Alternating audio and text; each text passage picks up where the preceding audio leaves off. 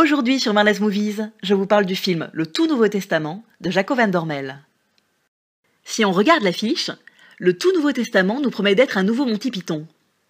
En effet, la police du titre rappelle celle de la vie de Brian. Dans le film de 79, Terry Jones nous racontait non pas la vie de Jésus, mais celle de Brian Cohen, né dans l'étable voisine. Voici un extrait pour vous donner une idée. Always look on the bright side of life. Always look on the light side of life. If life seems jolly rotten, there's something you've forgotten, and that's to laugh and smile and dance and sing. When you're feeling in the dumps, don't be silly chumps. Just purse your lips and whistle, that's the thing. Malgré la police de caractère du titre, le Tout Nouveau Testament n'a rien à voir avec une farce des Monty Python. C'est plutôt un conte cruel, une comédie noire où l'on dénonce le sadisme de Dieu. Et oui, Dieu dans le film de Dormel, c'est un gros beauf violent et frustré qui torture les petits êtres que nous sommes.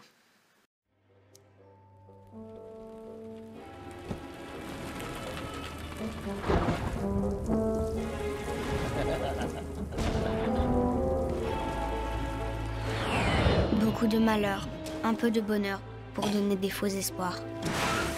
Ça lui avait pris du temps, mais mine de rien, c'était assez au point.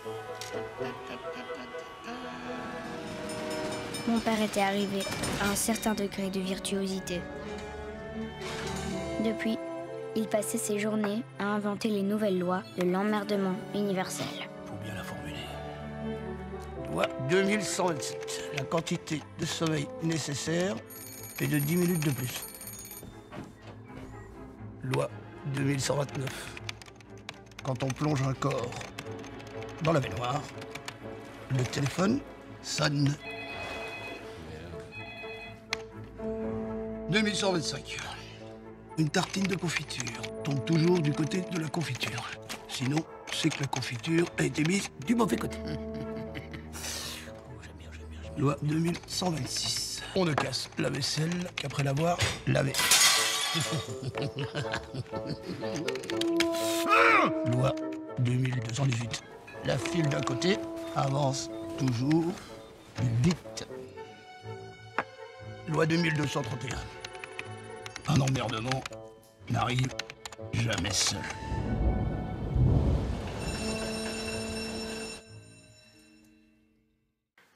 L'idée d'un dieu qui s'amuse des malheurs des hommes avec une maquette évoque les dieux grecs de Jason et les Argonautes qui placent les humains comme des pions sur un échiquier. Vous l'aurez compris, le dieu de Jaco van Dormel est très loin du buisson ardent de Cécile B2000. I am the God of thy father, the God of Abraham, the God of Isaac, and the God of Jacob. Pas évident de représenter un dieu marrant au cinéma. Il y a eu Bruce Tout-Puissant, en 2003. Dans le film, Dieu c'était Morgan Freeman, mais Jim Carrey héritait de ses pouvoirs pendant une semaine. You must be Bruce. Who are you? I'm God. Please. Okay, how many fingers am I holding up? 7. Aha! You've been doing a lot of complaining about me, Bruce. You think you can do it better, so here's your chance. When you leave this building, you will be endowed with all my powers.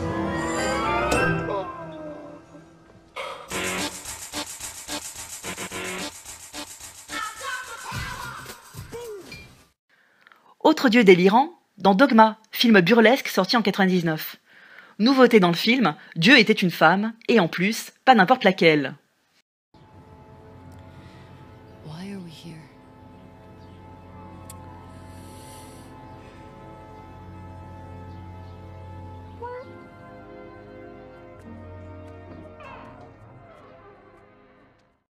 Dieu, c'est à la fois le pire et le meilleur. C'est le cas au cinéma, mais aussi en littérature.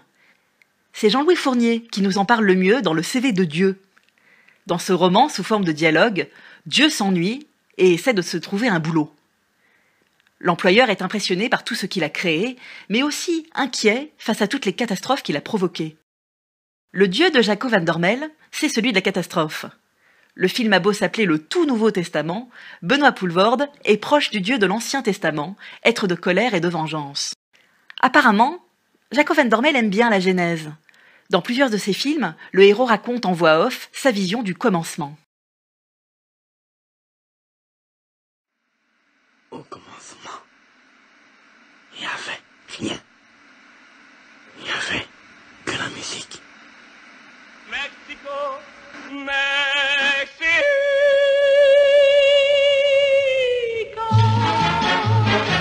Tout au soleil qui chasse,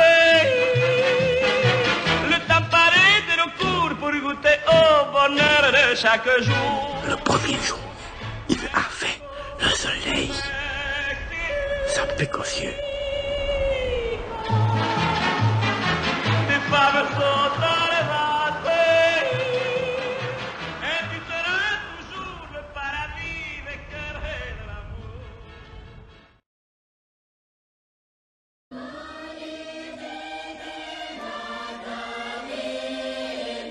I can remember a long time ago, long before my birth.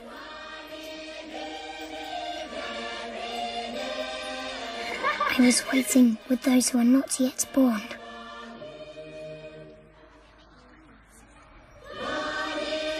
When we're not born yet, we know everything. Everything that will happen.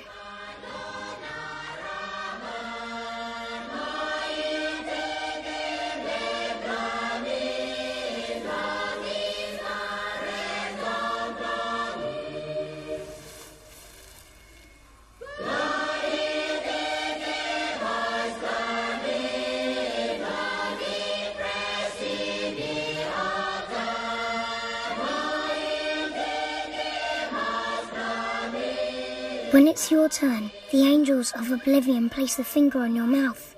Shh. It leaves a mark on the upper lip. It means that you have forgotten everything. But the angels missed me.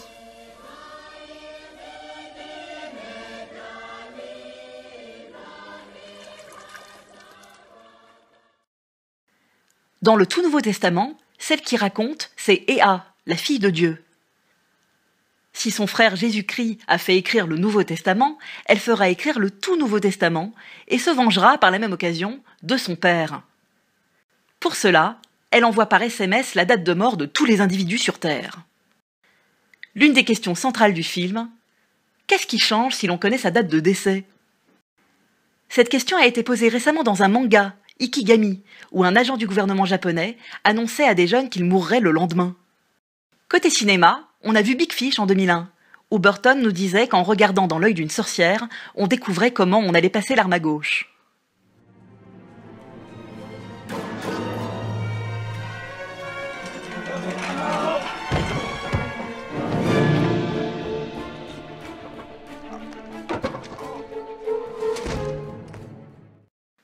Jaco van Dormel, dans le Tout Nouveau Testament, est plus proche de Jeunet que de Burton.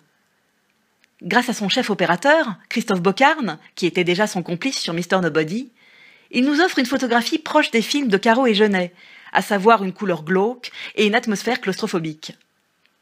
Ea, sur le dos de Victor, c'est un peu Miette sur le dos de Juan dans La Cité des Enfants Perdus. Le Tout Nouveau Testament rappelle aussi Jean-Pierre Jeunet parce qu'on y retrouve Yolande Moreau, présente dans Le Fabuleux Destin d'Amélie Poulain. Dans le Tout Nouveau Testament, elle est toujours amatrice de tissus à fleurs. Comme dans le succès de Jean-Pierre Jeunet en 2001, Jaco van Dormel nous présente une galerie de personnages dépressifs, des abîmés de l'existence.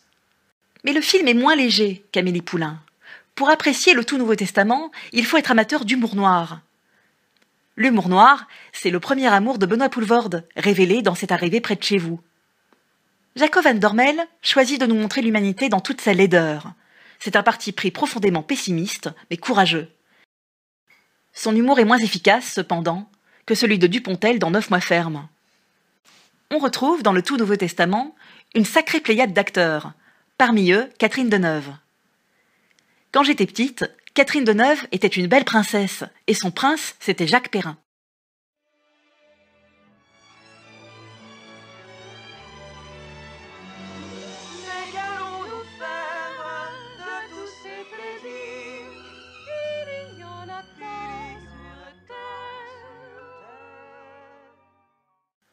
Catherine Deneuve a quelque peu changé en 2015, mais ce n'est rien à côté de son prince charmant. Je ne sais pas pourquoi les réalisateurs fantasment Deneuve accompagné d'un monstre. C'était déjà le cas dans une publicité de 2012. Eh bien moi j'ai passé une très bonne soirée. Une soirée formidable. Mais tu sais, au fond, je m'en moque de tous ces gens. C'est avec toi que j'ai envie d'être, Jean-Baptiste. Avec toi seul. Tous ces dîners avec tes amis banquiers, tous ces voyages d'affaires, tout ça c'est du blabla. Pour moi tout ça c'est du vent, c'est du bruit. Je t'ai bien observé ce soir. Tu as essayé de me rendre jalouse avec cette idiote de Bénédicte. Tu es peut-être un grand avocat, mais c'était pas très malin. On va se coucher. Le tout Nouveau Testament est truffé de références. Poulvord, en Dieu le Père sadique, rappelle, la hache à la main, un certain Jack Nicholson.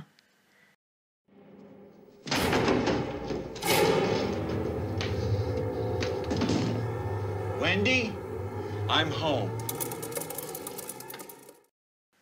Vous reconnaîtrez aussi un clin d'œil à la chose dans la famille Adams.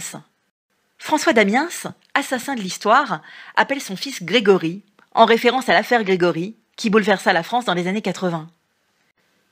Le film, à mon sens, est cafardeux, exemple dans la devise d'Aurélie, soufflée par un clochard. La vie, c'est comme une patinoire, beaucoup de gens tombent. La citation ressemble à du Forrest Gump, version dépressive. My mom always said life was like a box of chocolates. You never know what you're gonna get. Ea récolte les larmes de ses apôtres dans une fiole, un peu à la manière de Harry Potter, sauf qu'on ne sait pas ce qu'elle en fait.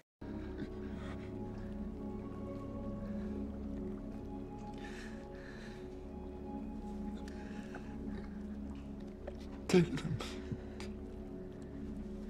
Take them. Please. Give me something.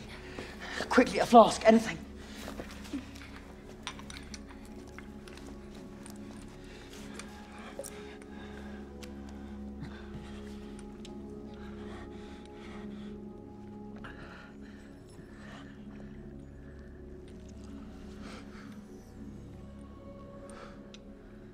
To the principe. Piligrane est quand même une révélation du film, ainsi que Laura Verlinden dans le rôle d'Aurélie. Si l'humour noir du tout Nouveau Testament ne m'a pas séduite à titre personnel, le film reste une curiosité à voir cette année.